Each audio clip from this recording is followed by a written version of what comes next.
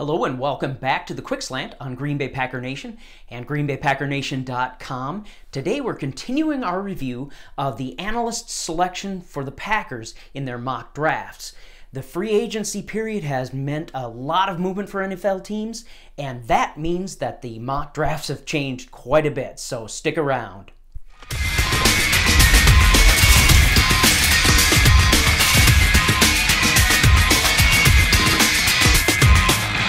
As always, we're starting out with the NFLcom's own analysts, and this is kind of some interesting stuff going on here. Bucky Brooks and Chad Reuter both have the Packers taking Marcus Davenport, a defensive end out of Texas San Antonio, at the 15th slot in the NFL draft. Pro Football Focus has him ranked as the number 4 edge rusher. Honestly, in a class of edge rushers that's not really that strong this year. Well, I shouldn't say it's not that strong. There's just a lot of question marks, and I think Marcus Davenport is a great example of why there are these question marks. The guy's big. He's 6'7", has a great wingspan, and racked up 8.5 sacks last season. However, the competition he was up against is just not really elite competition, so therein lies the question mark about Marcus Davenport. He did have 30 solo tackles, and he is a pretty good player, looks good on the field. But again, he's up against competition that is not so stellar. That said, here are a few clips of Marcus showing how he does have that edge speed rush ability, and he's pretty elusive, does a great job of using his hands to get offensive tackles off balance, and so he could be a great pickup as a project.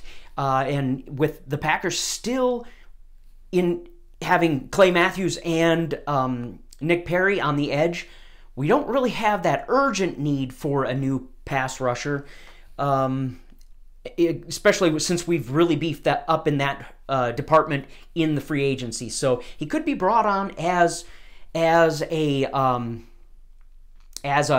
project, but honestly, I don't really see them going this route.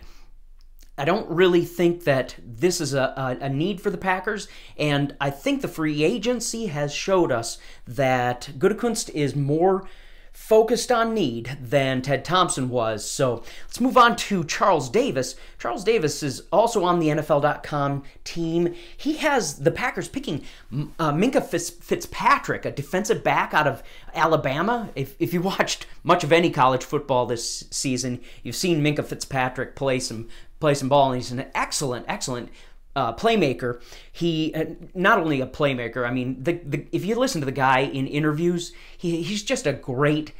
He has a great character about him, and I love that about him. He was targeted 61 times, and there were 41 receptions against him. He's a very versatile player, which I can see the Packers going after him because he's so versatile. He only played 13 snaps on the edge at cornerback. He played a lot in the slot. He had, I don't know how many snaps he played in the slot, but he played a lot in the slot. But they moved him around. More than that, they used him in blitz packages, which I'm going to show you a quick clip here showing his ability to find a hole and put the quarterback to the ground. So he's very versatile and can be used all over the place, which is one of the things that the Packers might be interested in. Do I think they'll be picking him at number 14? I don't think so, because I just don't see him falling this far down in the draft. I think Reuter had Minkah going as high as number 5, and Bucky Brooks had him at number 7, I believe. So that's really kind of where I would expect a guy of his caliber to show up. So now let's move on to some of the other mock drafts out there. Let's start with Dan Kadar and Adam Stites of SB Nation. They've got Leighton Vander Esch, a linebacker out of Boise State, dropping to the Packers at number 14. This would be a great pickup. He's ranked number 3 in Pro Football Focus out of the linebackers, and number one in run defense, which the Packers have struggled with over the last several seasons. So he would be a good addition in that regard. He's serviceable in pass coverage, but doesn't do a fantastic job in pass coverage.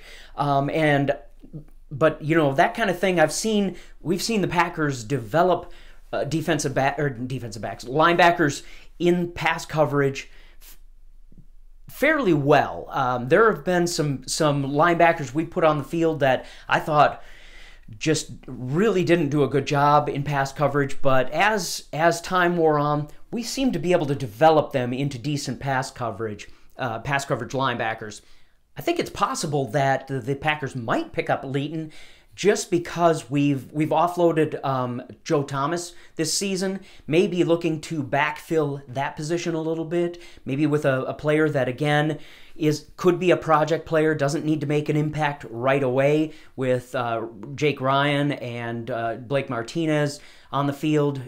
Leighton could learn something from those guys, kind of sit back in the wings and develop as a player, and especially as a pass defender. So I wouldn't be surprised to see the Packers make this pick at number 14. Both Walter Cherepinski of WalterFootball and the guys at DraftSite.com have Jair Alexander, a cornerback out of Louisville, falling to the Packers at number 14. This guy he's very good in tight coverage, and he makes nice breaks on the ball. Not just laying back in the weeds and springing up on a pass, but also following on the deep route and high pointing the ball. And I'm going to show you a quick clip of Jair doing a great job following a receiver deep downfield and high pointing on the ball, making a great interception. This is the kind of stuff that this guy does really well. The guys at Pro Football Focus have him at number 3 in cover snaps per reception. And what amazed me more than that is that his allowed passer rating is only 17.7. That's pretty impressive. Now, he does have a negative side. He allowed 6 touchdowns in the red zone, so that would be something that the Packers would have to be confident that they can teach out of him or train out of him, because red zone defense has got to be tight this season. So let me know in the comments what you think about these mock draft picks, and if you're new here and haven't hit the subscribe button, do that and hit the bell notification so you get notified every time we come out with a new quick slant or a quick out, and we would love to have you back again.